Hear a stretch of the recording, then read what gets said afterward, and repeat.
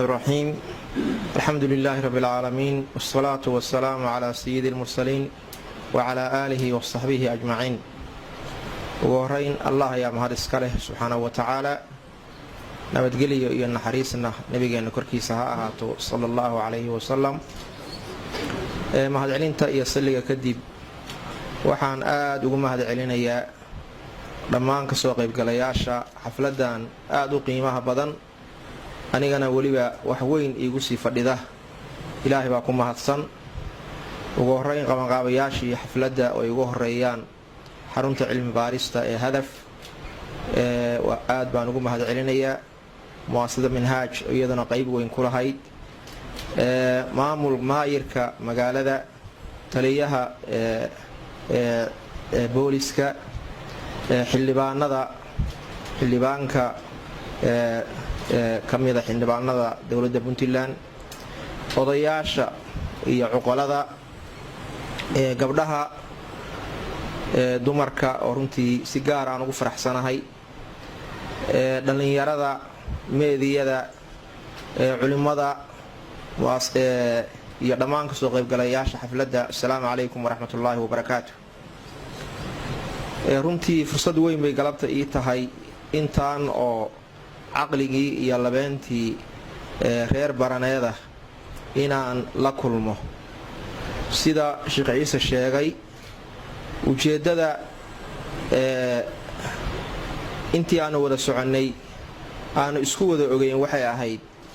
nadwada ka socotay baran inaan ka qayb qaato nadwadaasna muhiimadeedu waxay ahayd dadka xiriirka ay la leeyihiin allah in la xoojiyo oo waxa la waday waxay ahayd diin dadku marka la wacdiyo oo muxaadaraad loo jeediyo dadka muuminiinta ah iimaankooda ayaa ziyaada caqiidadooda iyo camalkooda ayaa xoogaysta allah waatuu yidhi wadakir fa ina dikraa tanfacu lmu'miniin dadka mu'miniinta haddii la waaniyo waanadu waxbay u kordhisaa marka horta muhiimadda guud aan u nimid taasay ahayd reer baran inaan la wadaagno in xiriirka ilaahay aynu la leenahay inaan wada xoojinno dhammaanteen baahida ugu weyn oo walaalayaal aynu qabnana runtii waxa weeye baahida aan diinta u qabno haddii diinta sida ilaahay u soo dejiyey aynu ugu dhaqmi lahayn ilaahay kitaabkiisa iyo sunnada nebiga sallallahu calayhi wasallam wax walba adduunkan waa inoo hagaagi lahaayeen dadka waxaynu noqon lahayn ugu waxbarasho badan ugu dowlad fiican ugu horumarsan ugu dhaqaalo badan ugu amni badan maxaa yeelay intaba waa inta diintu ay farayso marka inaynu ka wada qayb qaadanno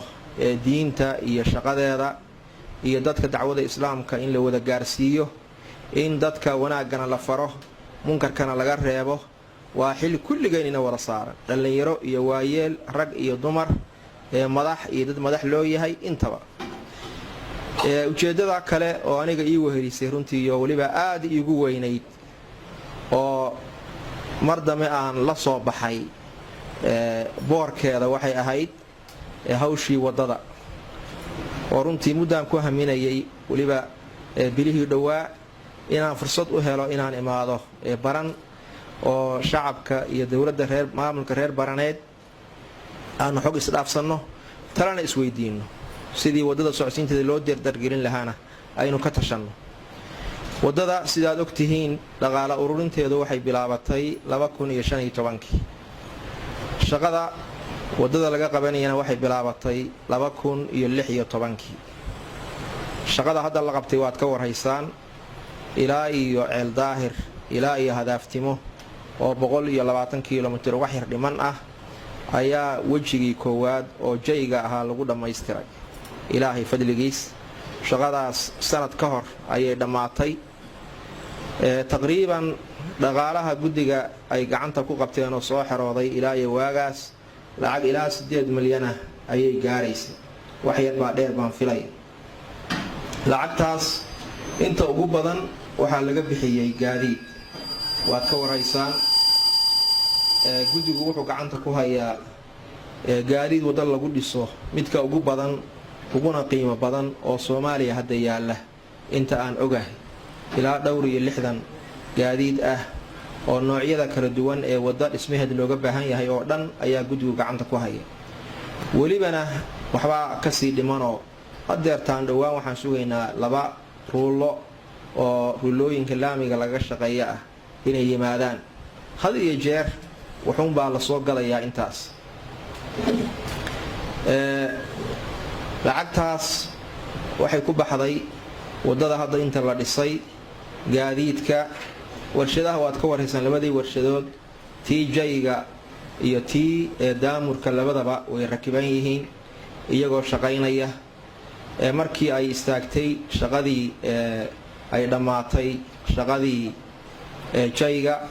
waad ogtihiin baahiyo kaloo degdega baa soo baxay. wadadii magaalada Boosaaso dhexdeeda maraysay oo maynka ahayd, wadadii muhiimka ahayd oo isku xiraysay Puntland oo dhan oo go'day, oo yalho iyo aageeda ilaa 4 kilomitir la dhisay. shaqooyinkaas ayaa dawladda ka codsatay guddigu inay si degdeg ah u qabtaan. iyaguna hadda si fiican bay kusoo dhammaadeen ilaahay fadligiis.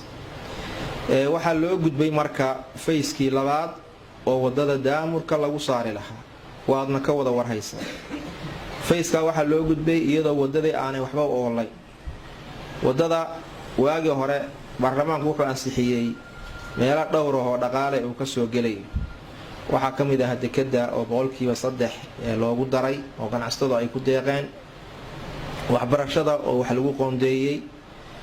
shirkadaha qaarkood oo iyagana wax lagu qoondeeyay, gaadiidka oo iyagana wax lagu qoondeeyay. dhaqaalahaas waxbarashada waxa ka soo xiraday waxaan filayaa ilaa iyo hadda 200,000 wax badan ma dheera. way dhici kartaa dugsiyada qaarkood ama xarumaha waxbarashada inta wax la qaaday waliba guddiga inaysan soo gaarin. shirkadaha sidaas oo kale cidda ay wax ka soo galeen guddiga aad iyo aad bay u yartahay. waxa kaliya wax lagu waday waxay ahaayeen wixii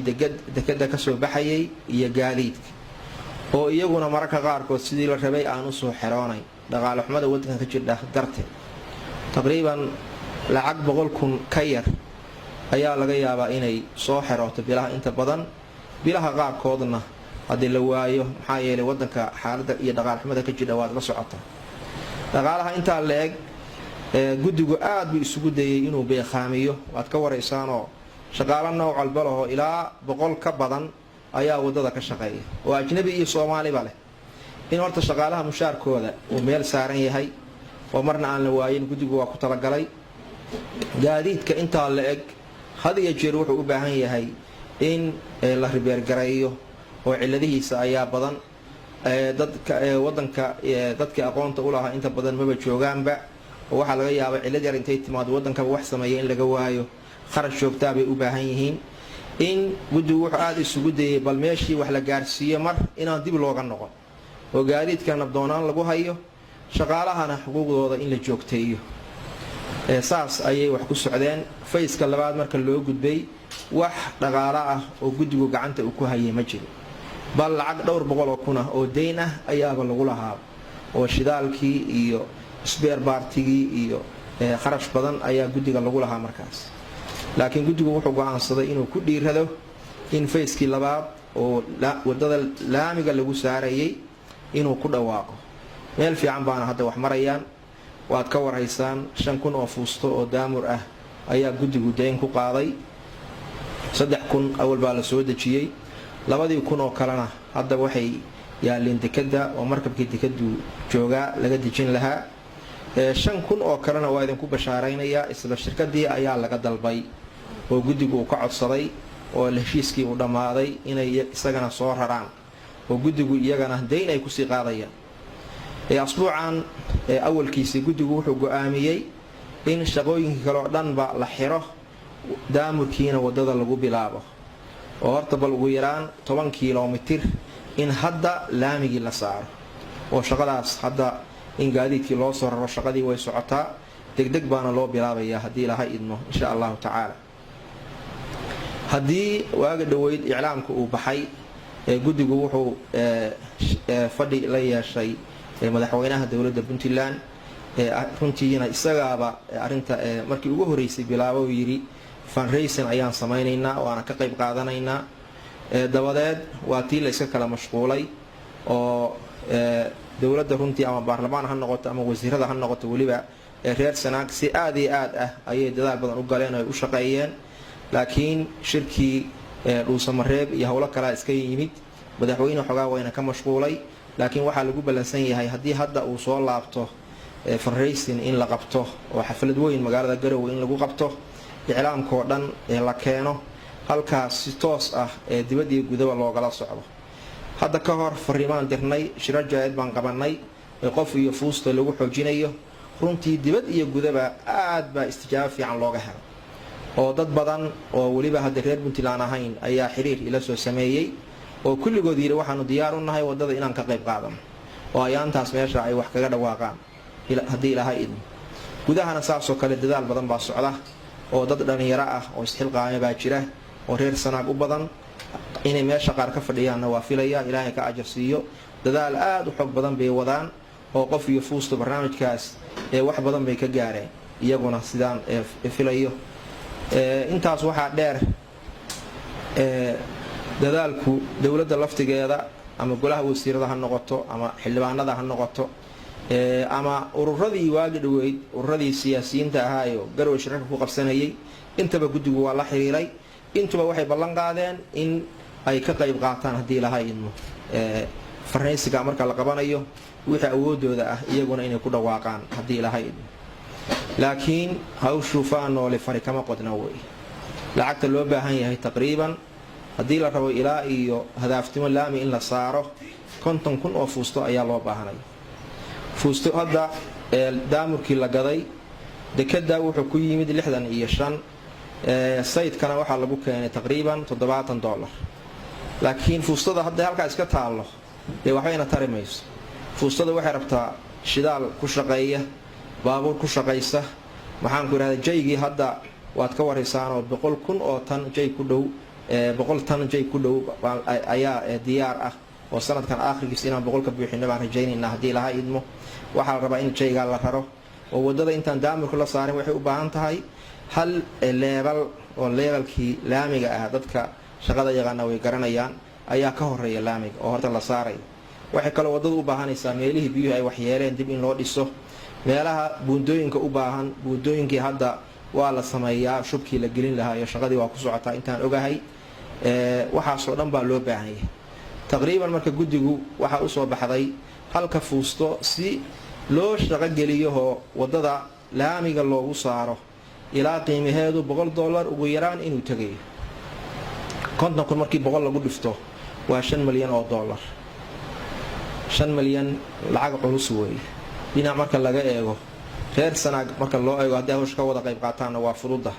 Soomaali haddii loo eegana waa furuuda Puntland haddii loo eegana waa furuuda laakiin magaca markii laga sheego hadda 5 milyan waa lacag badan